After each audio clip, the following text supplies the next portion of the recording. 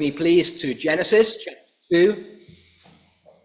Our evening series is In the Beginning. We're looking at Genesis 1 to 3. And tonight, just at the last two verses of chapter 2, where Moses writes, verse 24, "Therefore a man shall leave his father and his mother and hold fast to his wife, and they shall become one flesh. And the man and his wife were both naked and were not ashamed." And I have two headings as we look at these two verses this evening. And first of all, a surprising digression. A surprising digression. And I'm referring there to verse 24.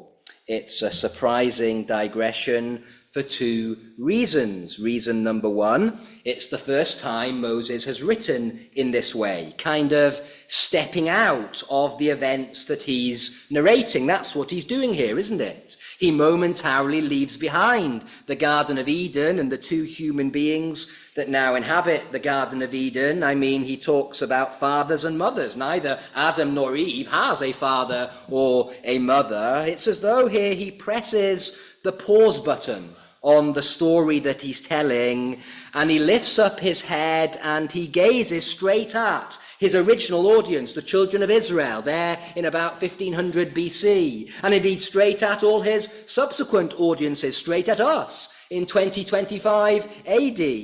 And he makes a point then arising out of what he has just narrated, a kind of inference from it. But as I say then, that's a new literary technique for him, to digress in that manner, to briefly extricate himself from the unfolding drama in order to apply it to his audience. In that sense, it's a surprising digression. But then reason number two, its purpose, the purpose of the digression, is to show why the sexual union of a man and woman is appropriate. The digression ends with that phrase, one flesh. Now, two things about that. First, it means sexual union. That's what one flesh means. The commentaries will beat about the bush. They'll say that the phrase includes sexual union, but it's a broader concept than just physical intercourse, but they're wrong.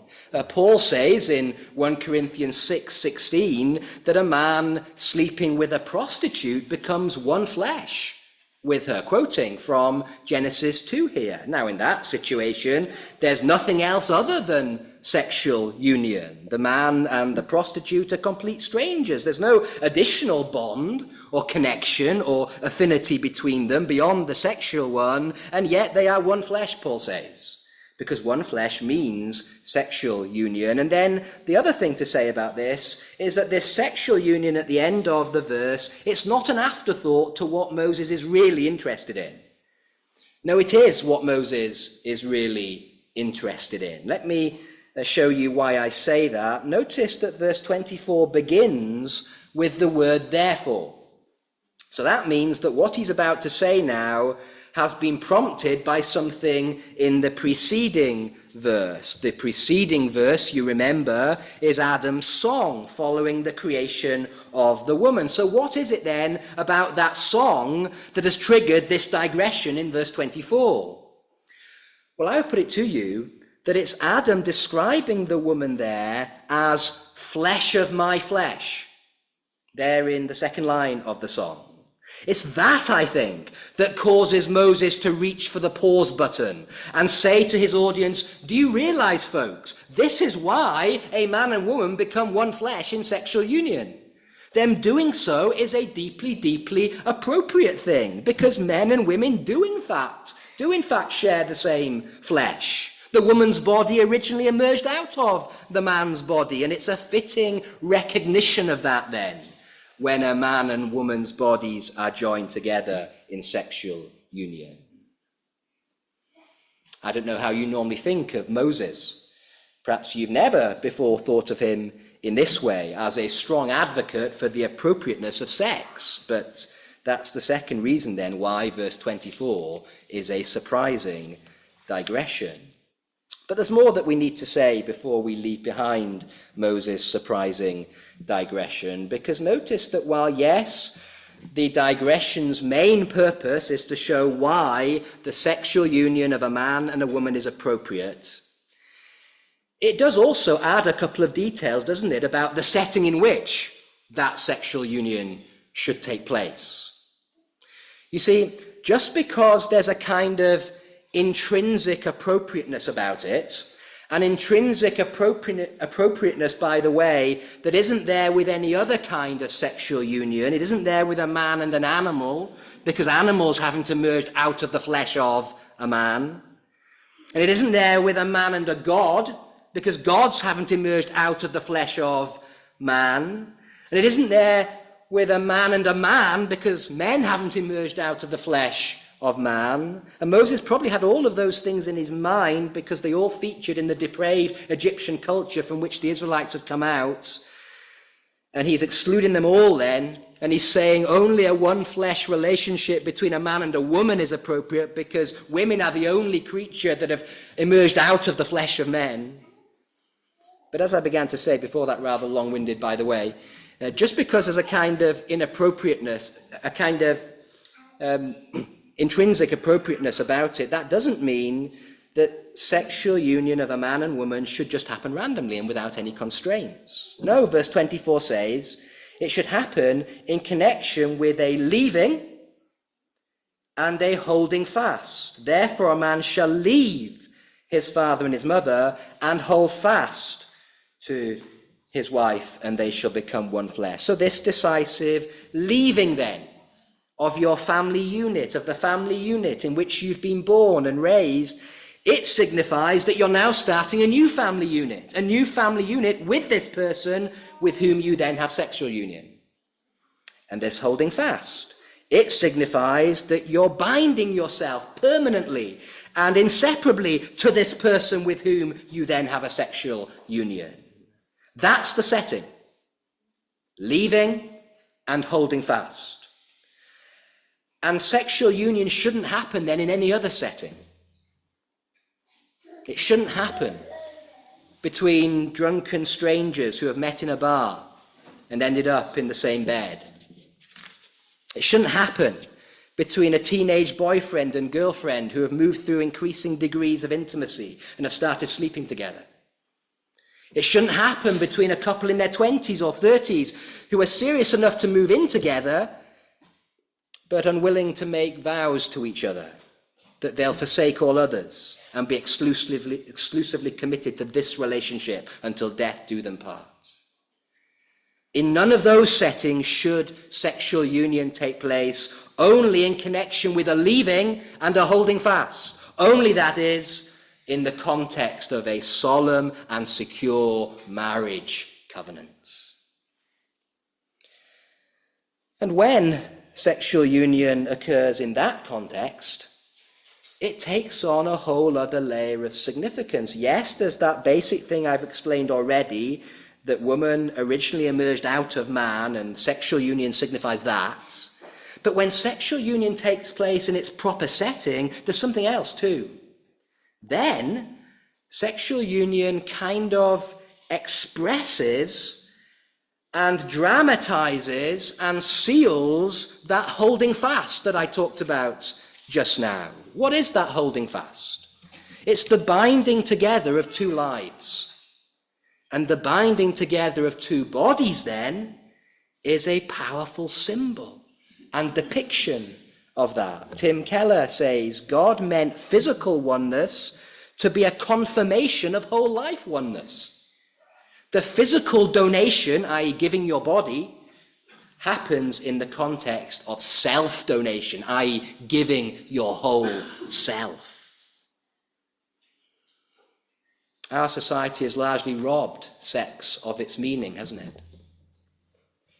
This thing that is such a profound statement of two persons glued together for life. In our society, it happens all the time between men and women who aren't glued together for life at all. Imagine the International Olympic Committee decided one day that they're being too fussy when it comes to handing out gold medals. And so from now on, instead of just giving them to winners at the games, they're going to give them to everyone who takes part. Perhaps even to anyone who has ever run in any kind of race at any point whatsoever. Well, that would not be a wonderfully inclusive development, would it? No, it would strike at the very meaning of an Olympic gold medal. An Olympic gold medal means that the one wearing it is the best.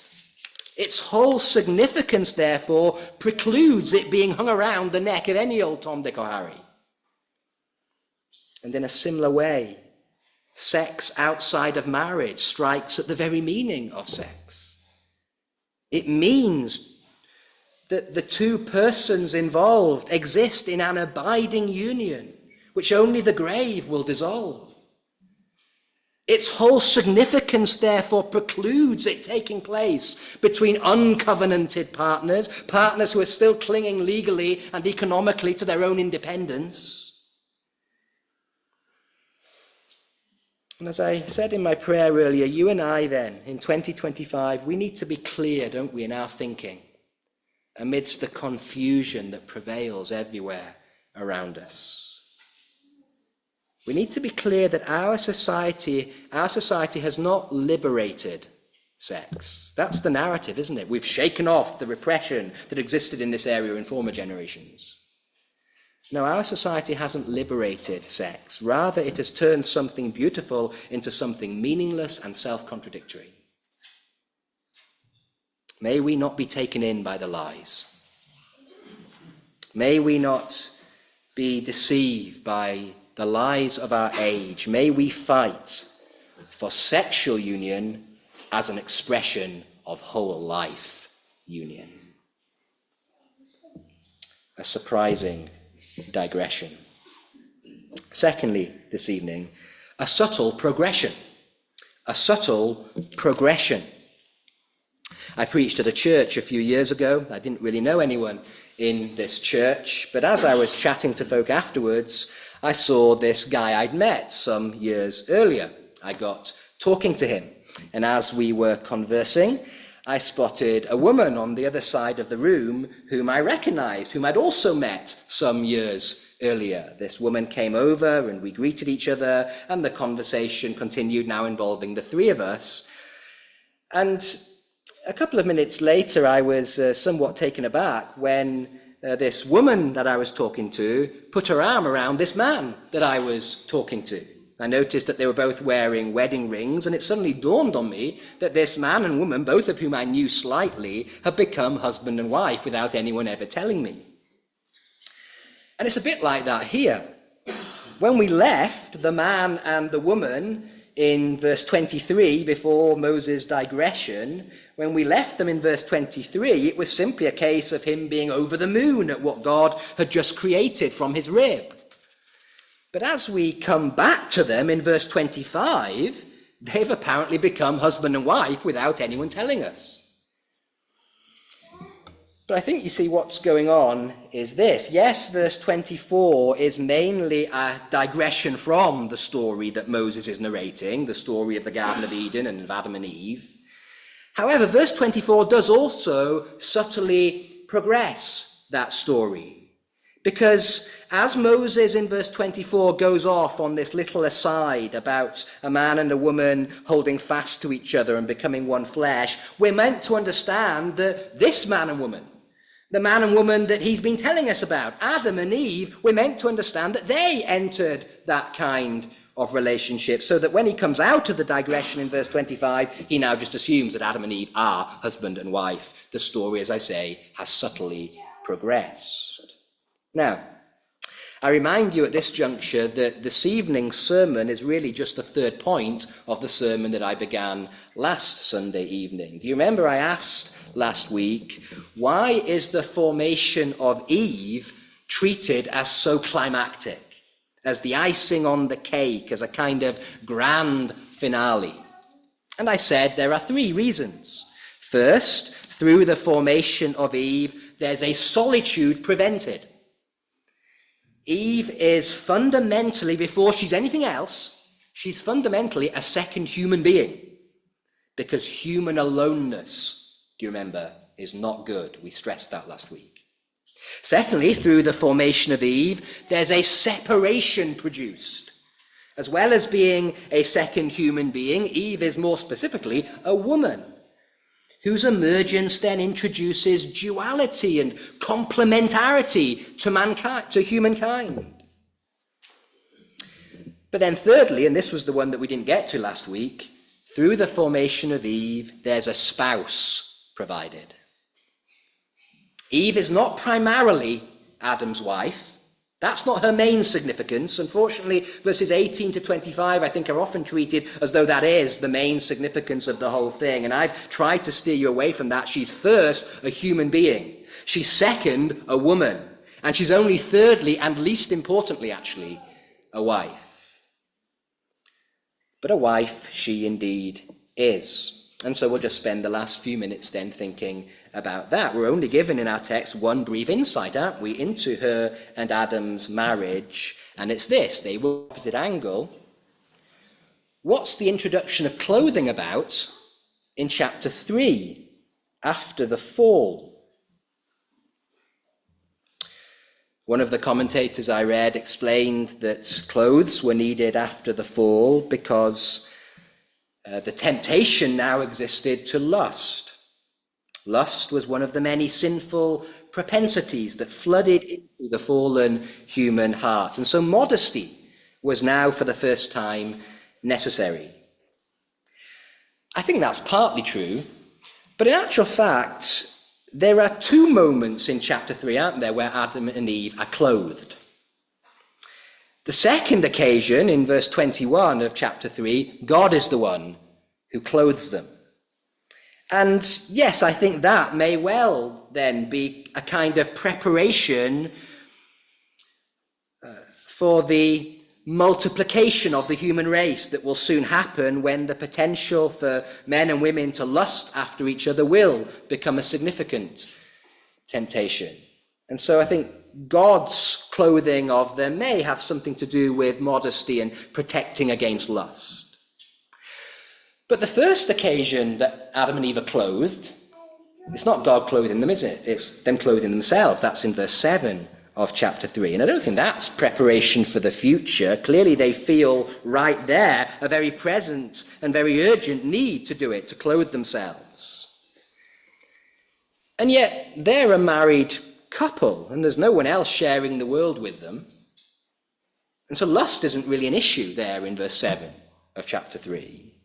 And so there must be a different reason for that initial clothing of Adam and Eve. A different reason than protection against lust.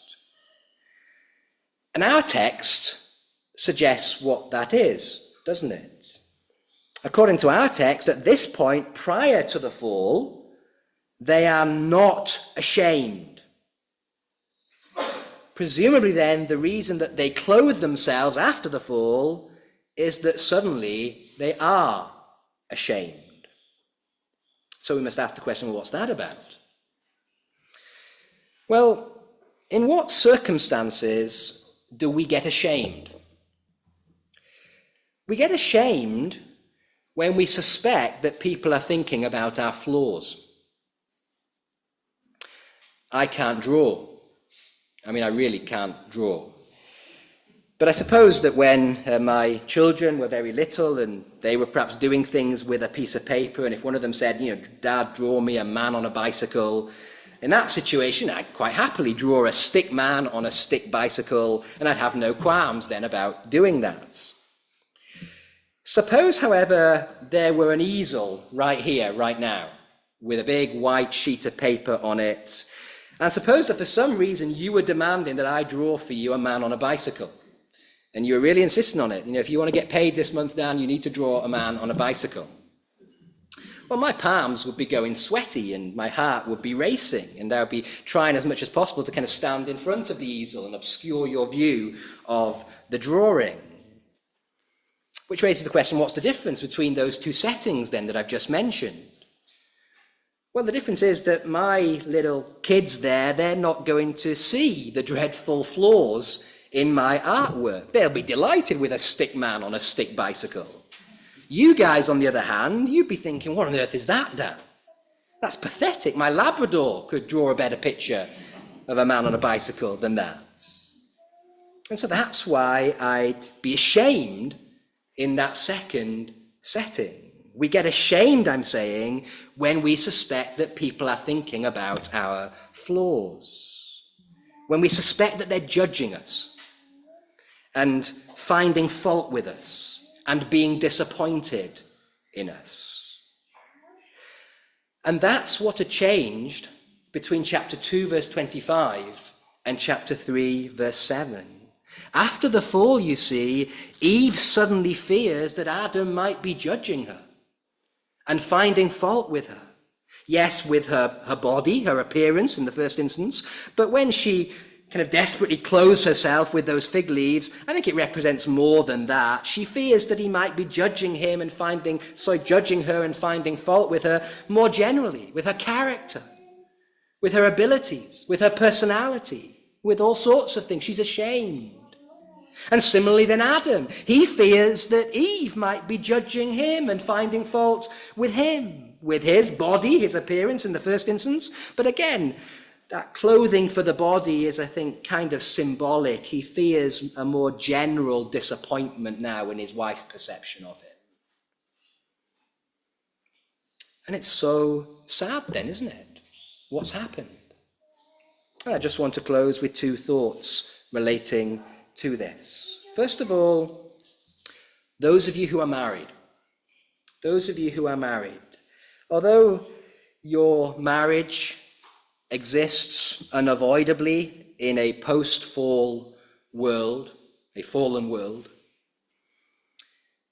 as Christian spouses, baptized, as we said last week, with the mighty Holy Spirit of God, seek to make your marriages as much as possible like the one that we see at the end of Genesis chapter 2.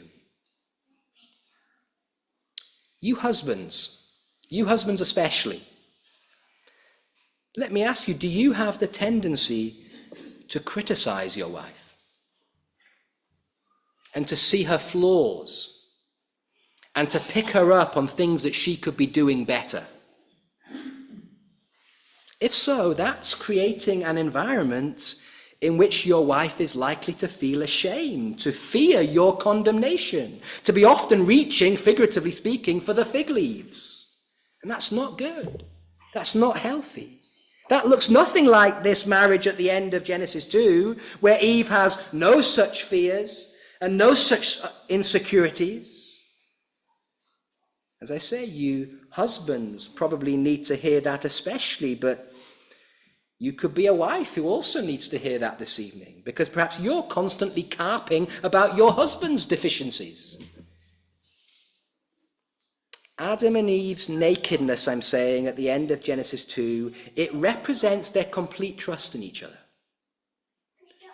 It represents each spouse's confidence in the other spouse's generosity of spirit. Each spouse's confidence in the other's total affirmation and approval. And what a thing then for Christian marriages to aspire to. To aspire to a situation where each spouse can have total confidence in the other's affirmation and approval. There's no fear of being judged and of fault being found and carping criticism going on.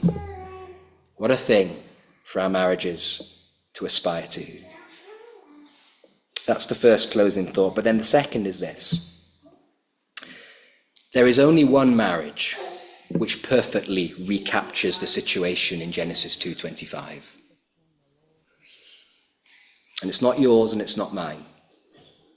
There's only one bride who can be absolutely confident that there is not so much as a single fault-finding streak in her husband.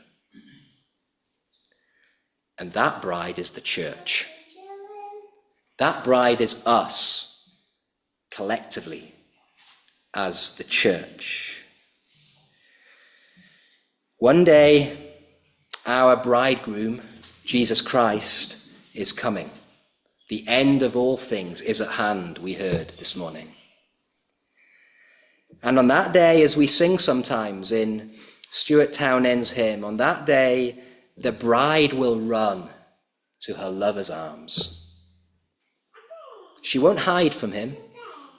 She won't reach for the fig leaves to protect her from his critical gaze, because there will be no critical gaze, because Jesus is not that kind of husband. Remember Psalm 45 that we read. Remember verse 11. The king will desire your beauty. That's the psalmist talking to the bride, talking to the church, talking to us, saying the king, that's Jesus, will desire your beauty on that day. He won't come to criticize. He won't come to expose. He won't come to judge. He won't come to find fault. He won't come to carp. He will come to find beauty in you and desire your beauty. What a wonderful thing that is. I mean, we all have a million things to be ashamed of on that day, don't we? But there'll be no shame. It will not be a day of shame. Because this wonderful bridegroom of ours, he has removed our sin. And he now only views his bride through the kindest, tenderest, most gracious eyes. Rejoice, believer, tonight. Rejoice in this incomparable person who is our bridegroom, who is our husband. This husband who does not find fault. This husband who will not come to shame us on our wedding day. But this husband who will come to embrace us, to rejoice in us, to desire our beauty. What a wonderful Saviour bridegroom he is. May we love him and may we live for him this week. Amen.